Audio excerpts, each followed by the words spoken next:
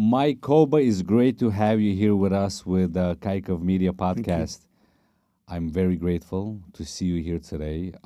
We've been going back and forth for quite some time to get you here. I know you're a very busy person, but thank God that you're here today. Thank you. And there's a few things that we definitely need to talk about, cover. And first, I want to take it back and speak to you about how it all really got started. I know you've been probably doing this a little under 20 years now. Hmm. And I remember you back in the day, and we have a lot of friends who we're connected. And it's just amazing how you grew to where you are today. Share some few things that inspire us. I mean, everyone builds their own path, right? You think you're going to go one way in life, and God shows you another path, and you have to take the path that He gives you, and you got to rock with that path. So every day, no matter what, even someone has their goals lined up or went to school for a specific job, they might hate that field altogether. They might say, I'm going to do this for 2, 3 years, make my parents happy, and exit to something else.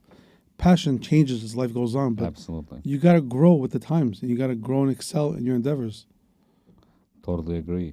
So let's take it back where how did you even get into doing insurance? What motivated you to even, you probably worked for somebody at first, you enjoyed it. How did it all start there? Neither one of those. Back in 2000, I graduated from Ezra Academy back in '04. And after '04, I went to Queensboro, followed by Queens College. Hmm. And after Queens College, that was around the same time that Obama came into presidency, and that was the recession at the same time. Finding jobs after graduating Queens College with economics and finance was basically a very difficult time to find a job. People that were working for years couldn't find jobs, let alone myself. So you put your resume like any other 20-year-old out there. You put a resume out and see where your resume can get to. Get a job out there to see how the workforce can work with you. And I got a phone call from a life insurance carrier saying that, hey, we want to go and hire you. Fast forward, any life insurance carrier will hire anybody Correct. with a heartbeat. You have a heartbeat? You can talk? Your brain's there? Good. You're hired. You're hired. Come ahead. But back then, at 20 years old, you're like, oh, I got a job. Great. Terrific. This is a fresh start.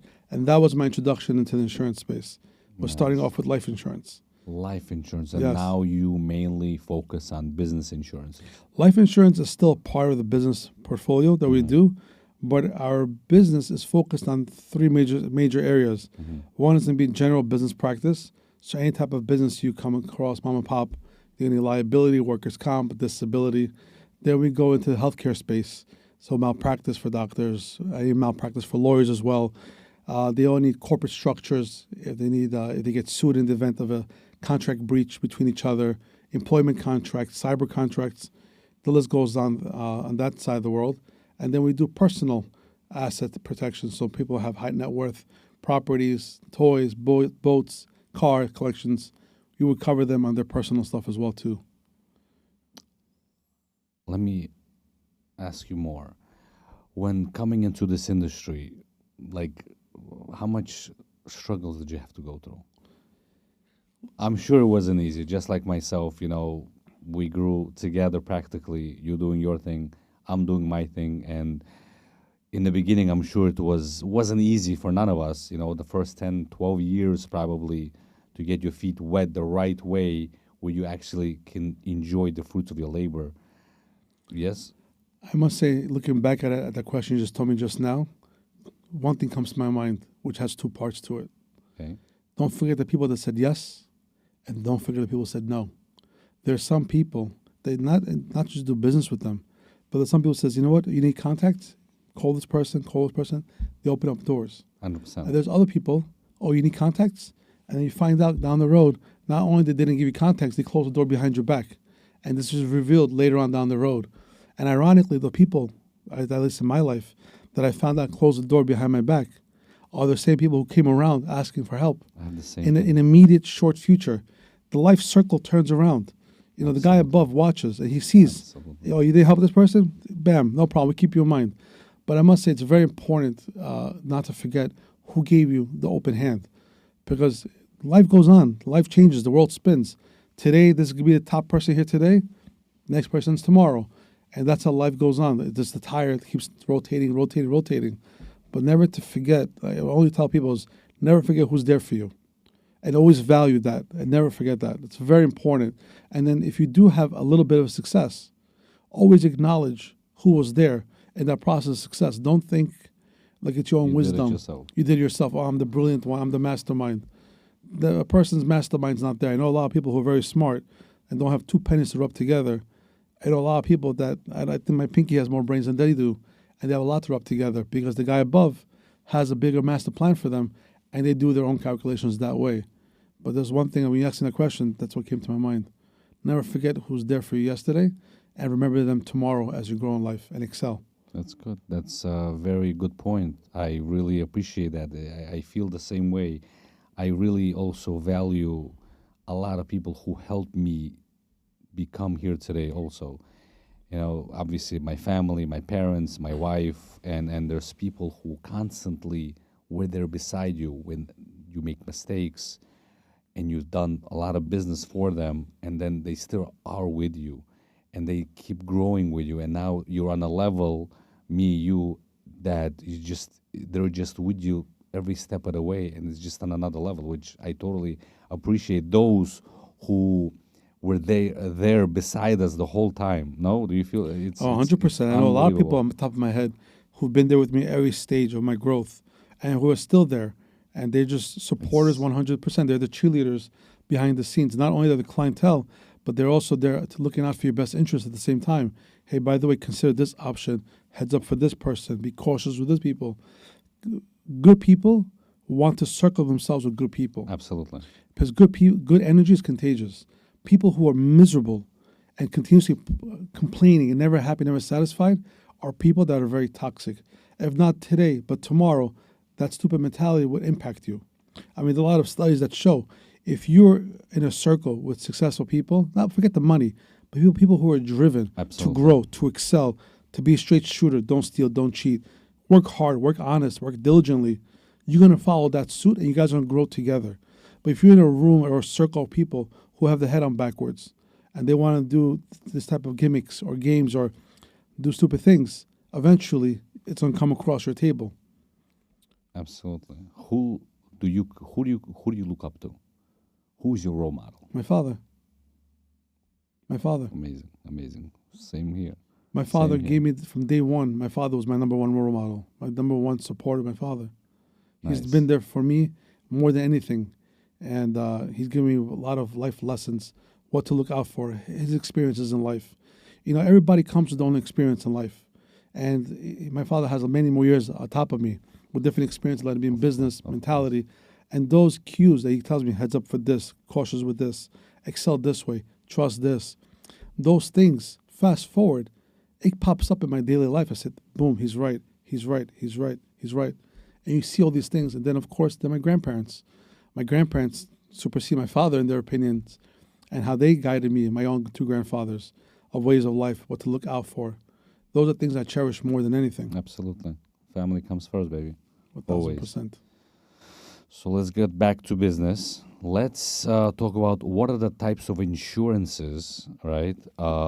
Every business owner needs or should consider. So the problem is that in the most recent years, Yes. right, the corporate structure of liability. Last 4 years after I mean, COVID. last 10 years, for example. Okay. The corporate structure of liability has fallen down to the local business level.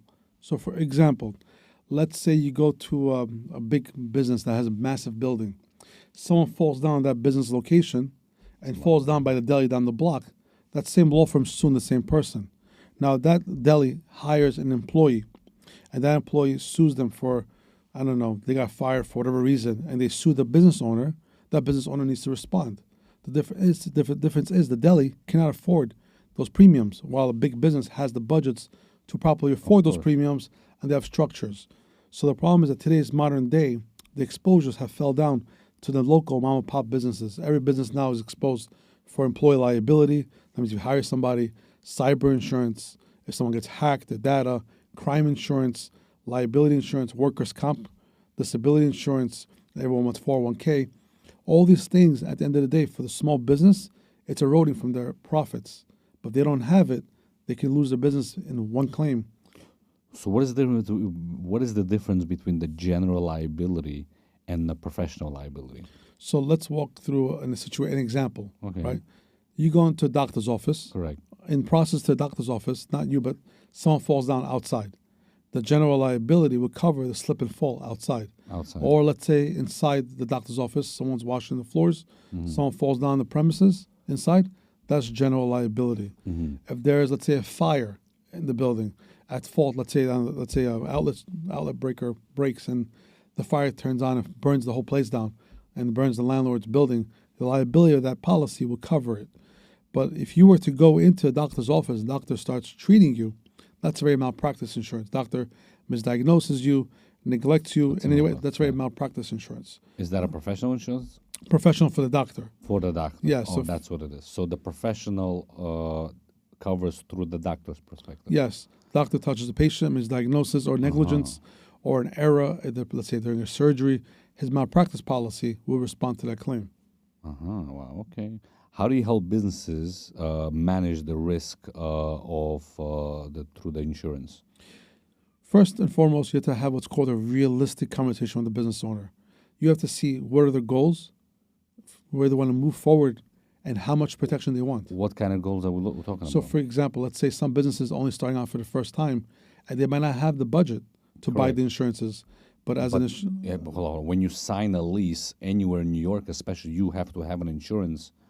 No, instantly. You have to have liability insurance with umbrella.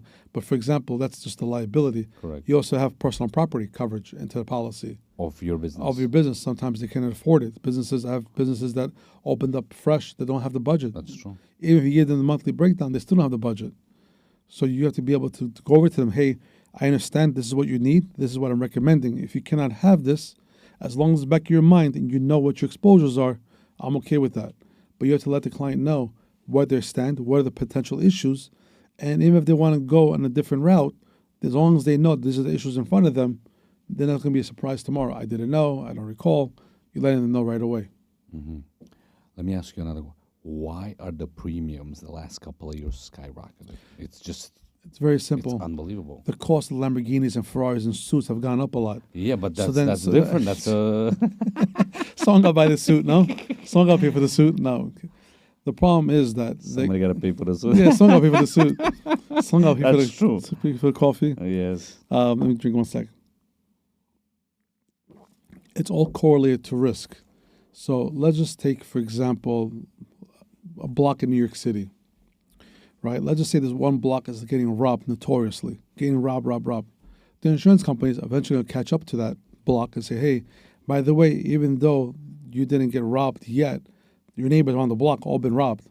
And there's a very high chance that your house will get hit next. Therefore, we're raising your pricing or we're going to exit the market. So now fast forward that on a massive level. You have slip and fall cases. You have general liability claims. You have workers' comp claims. All these claims are coming out of somewhere. Someone's paying these fees out. Someone's paying all these expenses, the insurance company. As a result of that, actuators are recalculating the chances of a risk to take place, and therefore they're charging a price. Furthermore, let's say in property insurance, you have a home, correct? Of course. The price to replace a home today compared to 5 years ago is night and day. That's true. You go to Home Depot today, Lowe's, whatever it is. Absolutely, the price is double. Sheetrock, wood, everything you have goes up. So now imagine someone has a pipe break in the house, fire. To replace X location, the price is no longer $200 a foot. You're knocking already on $300 a foot. 100%. So what happens? The insurance company by default needs to raise the policy up by 20, 30%. And that's regardless if you want it or not, because they're going to say tomorrow morning there's a claim, and you're going to say that we didn't cover you properly. That's a problem.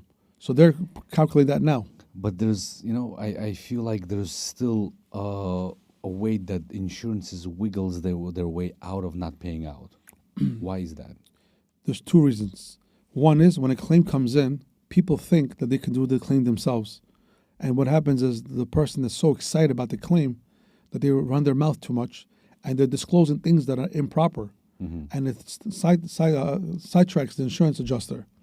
I would recommend, depending on the claim, to always hire a public adjuster or a lawyer to represent your best interest.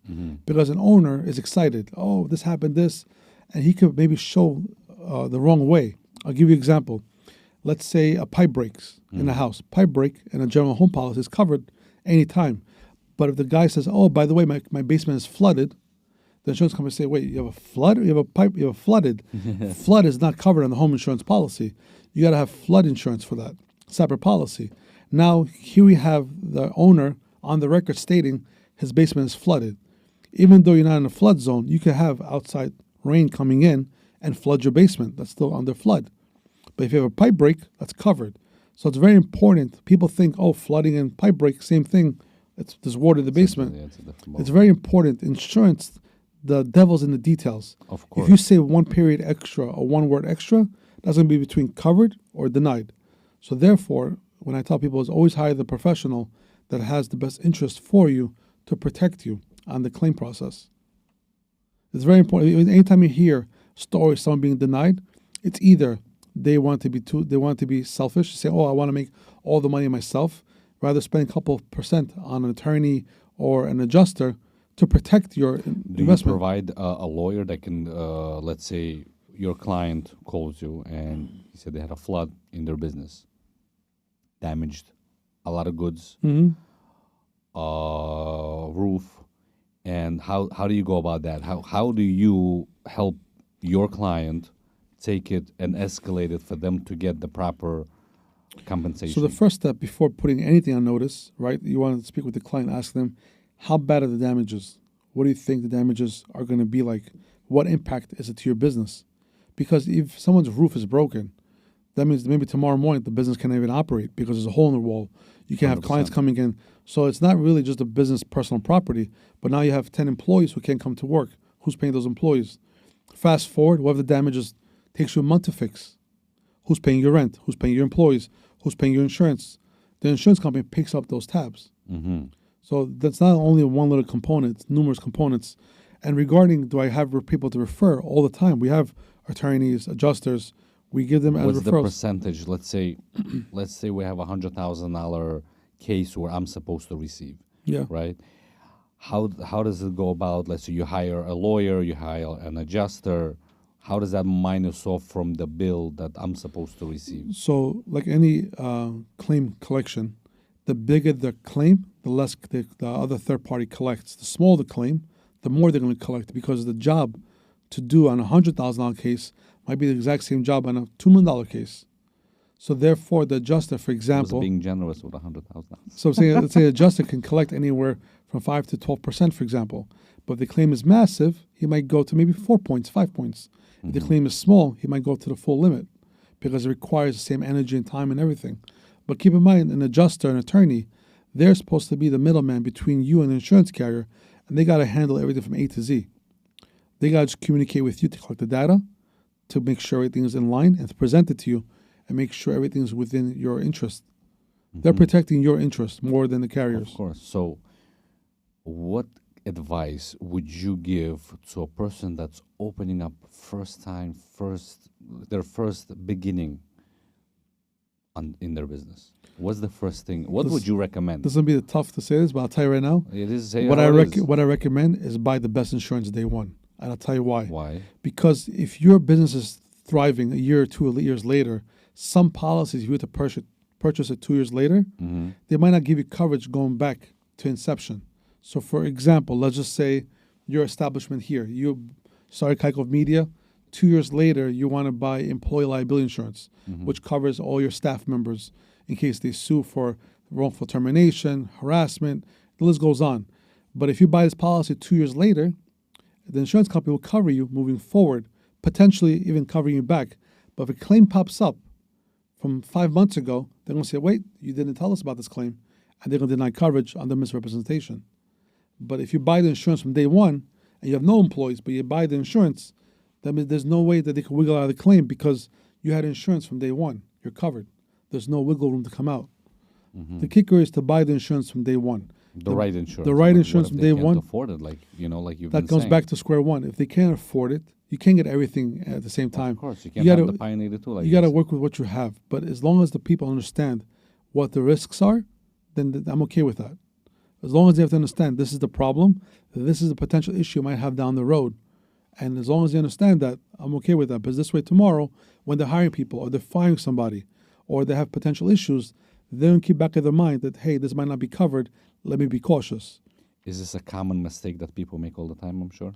I mean, Or do you obviously you tell them it, you tell them how it is, and then they make that decision. But do you feel like many make that mistake? the answer is yes, and I always tell clients to make the decision because it's their money, not mine. Of course. But I always tell them it's your choice.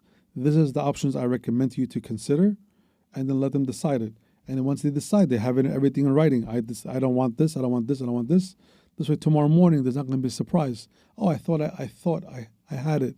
I thought I told you to bind it. No, this way, there's no surprises. Everything is in writing. Very nice. How often do they update the coverage on their insurance?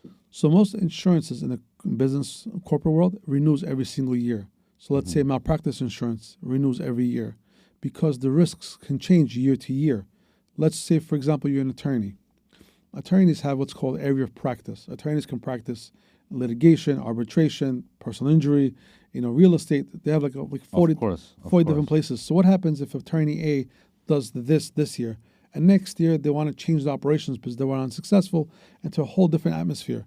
The insurance company will never know the risk because every area has its own risk that's attributed to it. So the application is renewed every single year to see if anything's changed in the operations. One. Two is revenue.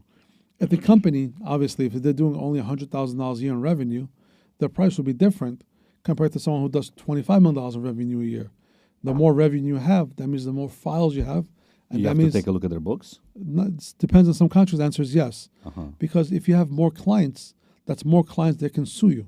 So, for example, let's just say you're a doctor, a lawyer, or an insurance broker. Of course. I start year one, I have 500 clients. Yes. Now I have 500 clients that can sue me for a mistake going to the second year. Second year, I got another 500 clients. I have 1,000. Fast forward 10 years later, you potentially have 5,000 clients that can sue you. And slowly they start dropping off limitations of lawsuits. So let's say client sues you, right? Do you renegotiate the terms, or does your insurance go up when you have multiple lawsuits, this, that, the next, whatever it is? So let's say, for example, let's go back to the liability question. Someone falls down in front of the business. Someone falls down. That person hires their own attorney to represent them. And then they start saying the injuries, whatever it is. Based on the damages of that person, the insurance company is going to say, we're going to renew you, we're going to increase your price because of this liability, or we're going to drop you altogether. Correct. And they're going to, if they drop them, then this person has to go to other insurance carriers, present that hey, we have this claim that's open, this is how much has been paid out on this claim, and that might reflect the price as well. The price might even go double even sometimes. It's all correlated to the risk that the client might have. Correlated to the risk that might. So, but if it's already in the policy, though, that they are going to take care of a situation, obviously, like you said, there are fine lines that we don't read usually. How does that work out? If you're paying for an insurance, an average person pays for their insurance premium, and why should the insurance go up? Why should it be in the insurance's side all the time, where they get to change the coverage and raise it up? So turn tables for a second. Okay. I'm Kaykov Media. You're the insurance company. Okay. I buy a policy for Kaykov Media for $5,000 a year. Okay. Someone falls down outside, and now they're suing me for $750,000 in damages. I understand. You're hold on. under. So now I'm under $750,000 potentially. We go back and forth. We negotiate a $500,000 settlement. I pay X $500,000. Now, do you think I want to be on your risk again tomorrow morning? No. No. But that's part of the business. I get that. But the thing is that at $5,000, I would have to stick around on your policy for the next 30 years. So the insurance company says, I don't want to be on this risk anymore. I want off the risk. Unless the claim, for example, was, let's say, minor. And they'll say, we'll stick around. We understand it. No problem. But if the insurance company just shelled out on your $5,000 investment $500,000, you should be ecstatic. Imagine you had no insurance. Correct. It would be a big problem. They paid out. The policy did its job. Is there a fixed rate? Does insurance have fixed where anything happens, this is the price, it is what it is, and it doesn't grow? Is there such thing? I'm just thinking out loud. There's different parts of insurance where there's sometimes a unit rate. Let's say workers' comp can have a unit rate, but sometimes there's credits on the policy that can fluctuate.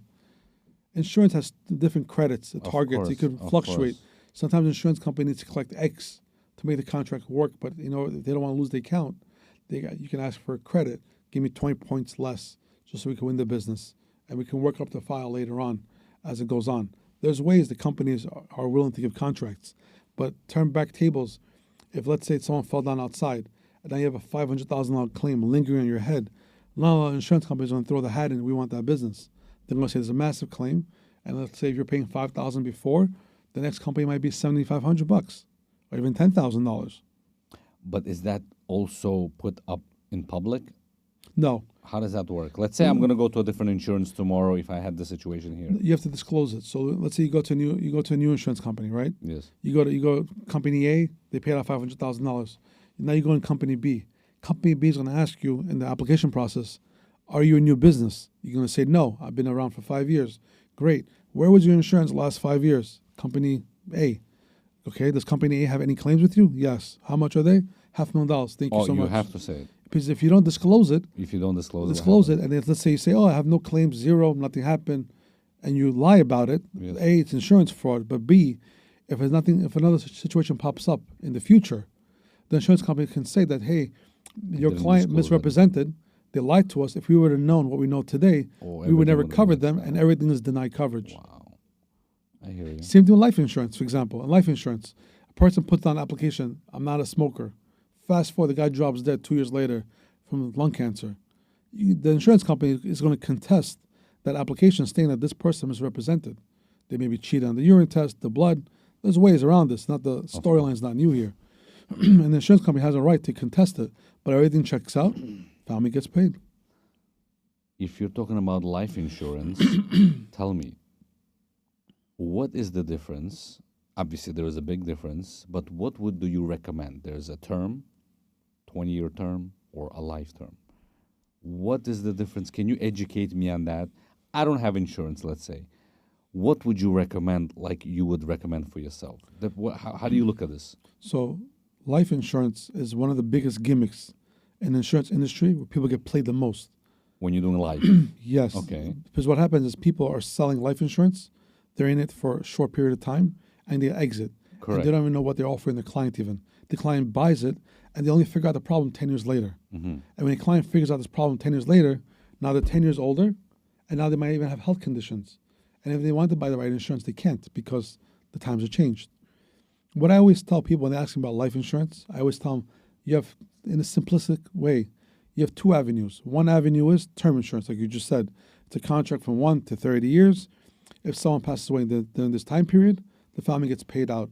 After 30 years is over, the policy basically is gone. The money you put into it is gone. I mean, there's some of them that offer some money back, but in the simplest matter, the money is gone, and that's it. The whole life policy is like a mortgage. You pay from 1 to 20 years, for example, and the money you put in there, not only the money stays there, but it grows a dividend every single year. And after 20 years, the payment is complete. The policy sustains itself moving forward. You have to make no more contributions to the policy. But that's a term. That's a whole life. It's a whole life insurance, but you pay for a short period of time, yes. Oh, okay. But the price difference is night and day. Of course. So, for example, let's say term insurance can cost somebody $1,000. Whole life can cost somebody $15,000 a year. A year. Let's say for the next 10 to 15 years. But if someone can afford it, that's a better contract because whole life is like a piggy bank. $15,000, what do they get? So the policy takes your money, and you get roughly investments on your money, 5% a year. Let's say Guardian, Northwest, Mass Mutual, phenomenal carriers. They take your money, they invest it, and they give you a dividend from your money. So your policy, let's say it's $15,000, argument's sake. After 10 years, you contribute $150,000. The policy is yours, and the money is there to utilize at a future date if you need to. Or you can pull out. You can pull out. You borrow it as a loan. Yes. So let's say, for example, person X has $1 million policy, and they contributed $150,000. 20 years later, he wants to pull out the policy money for their kids' weddings or whatever it is. He can pull out X amount of money out with never having to pay the policy back ever again. And the policy can still sustain itself moving forward. No way. So that's what you recommend. This is the type of policy. The next question is, like, let's say people have kids. You have Correct. school, private school. You have all these moving components. Even though I recommend this is a better policy, but in reality, some people just can't afford it. It's a heavy expense. If If you have kids expense, mortgage, this, that, Of coughing course. up 15 grand, it's a big expense. So I usually tell people is look, calculate your financials and do what's best for you. But at the same token, if you get even term insurance, at least you cover for that duration of the policy. So like a term insurance, which is 20 years. you're Yes, saying. you could get 20, you could get 30, and a person can have also numerous policies. You can have 5 life insurance policies. You can have $1 million there, $1 million there. Example, let's just say you bought a life insurance policy today for $15,000. You bought it, right? How do I know and you know that tomorrow there might not be a financial obstacle in your way? Absolutely. You can't afford it. And usually when this obstacle takes place is when someone might need life insurance the most because things happen, right? But if someone buys a $15,000 policy for whole life, I would also recommend them to buy a term policy that might only be $1,000. This way, if something happens tomorrow, you drop the $15,000 policy, you take your losses, but you still have something. something to still carry you on. Very smart. And it's like the old popular bell curve. A person gets married, he's here. His expenses are extremely low. And as the kids get older, it bells upwards and then it bells down. Everything's very paid for. Most crucial part is covering that person during the climax to that bell. Because that's when the most things can go wrong and that's when more expenses are. By the time it goes down already, mortgage is paid for, school kids are paid for, everything's pretty much taken care of at that point, most of the time. So, as an advisor, what would you recommend? I usually recommend people to consider both as a hybrid. Whole and term, yes. So let's say, for example, the budget's $1 million. Someone wants benefit. I would say you can get $500,000 in term, $500,000 in whole life. Any given time, you cover for $1 million at any given time. And these policies can always also be upgraded later on as well too. You can always increase them, or buy another one to increase them. And an average person, let's say he's clean, he has no problems. How much is average health insurance? Health insurance or I mean, life insurance? Life insurance. Life insurance. Let's say someone in the 30s. Let's say term insurance, maybe $1,000 to $2,000. Depends how long A year? the duration is. Yes. And what The if he shorter has- the shorter the term, the cheaper the policy. The longer the term, the more it's valuable. Correct. So a policy that expires in 20 years might be, let's say, $2,000 a year. A policy that's 30 years, What's the return? what do on you mean? the $2,000? Nothing. It's a term policy. After the Correct. contract expires, Correct. But what if, God forbid, something happens? the death benefit's paid out. How much is the death benefit? Let's say $1 million, the death benefit, the $1 million payout. Oh, let's say you're saying. So you don't know the number exactly. It depends. It's so many variables. Of course. You have health. Because So the person, what if another person who has health issues? so then it goes into rating. Depending on the health issue or the history, it also makes a big difference. where do you look at the history? You So, have to for go to a example, doctor for let's say, for example, someone has a history of diabetes, even though they don't have it now, but it's a history, or someone has a history of heart failure, or whatever the history might be. An application, life insurance asks you, has anyone passed away to cancer? Yes or no? If so, who, what, where, and why? You have any traces of this? And the insurance company, they would actually reach out to your doctor and collect your medical records to see if what you're saying is within line. If you have a doctor. If you have no doctor, they're not collecting nothing. They might rate you on it. But if you have a doctor, the doctor will say, yeah, patient came in, everything checks out. You do blood and urine, it all checks out. Here's your contract. I hear you. I mean, I learned something new today, definitely. I always tell people, we spend money so foolishly on so many different things. I agree. But then at the same time, we always see all those GoFundMe pages. Everyone becomes a charity case overnight, sadly. But this person was able to buy even the most ridiculous term policy for life insurance, buy from whatever, I don't know, a newspaper for all I care. At least they have something to their name. Absolutely. Anybody who's a parent should have a moral obligation to themselves to buy the policy for their kids, not to have a charity case or GoFundMe page plastered halfway around the world. I agree. Wow. Very nice.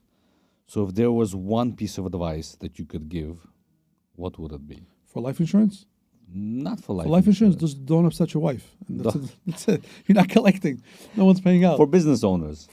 For business owners, pull me out of the picture. The people in your circle, make sure you trust the people in your circle. You have a good lawyer, trust your good lawyer.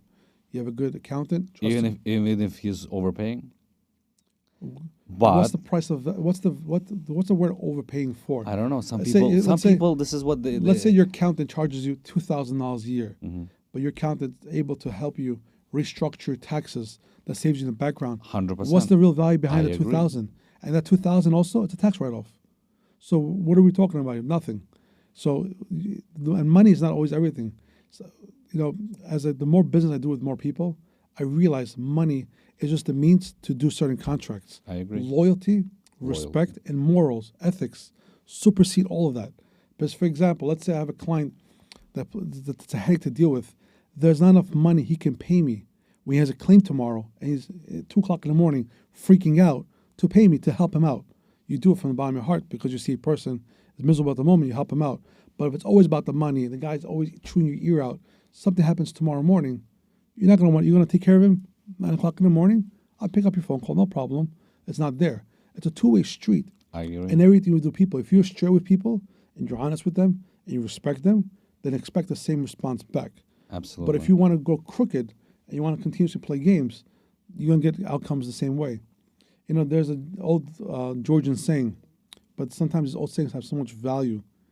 It says, whatever you plant in the ground is what you're going to have the labor of the fruit tomorrow. You plant the tree straight, the tree's going to grow beautiful fruits tomorrow. You plant it crooked, don't be surprised if your fruits don't come out too well tomorrow. It applies to relationships, to friendship, to business, to everything. Things happen, but if you're a straight shooter, it minimizes the problems. Totally agree. Wow. Today I've learned a lot. I appreciate you coming here. I think we're going to have you again on the show. We're going to have a few more people to ask you some more obstacle questions. But for today, I think we're good, we're locked, and we're loaded. Thank you very much, Mike Koba. Thank you for the opportunity. A pleasure to have you. Thank you. God bless. Cut. How was that? Cut it. I think it was good, no? It was very good.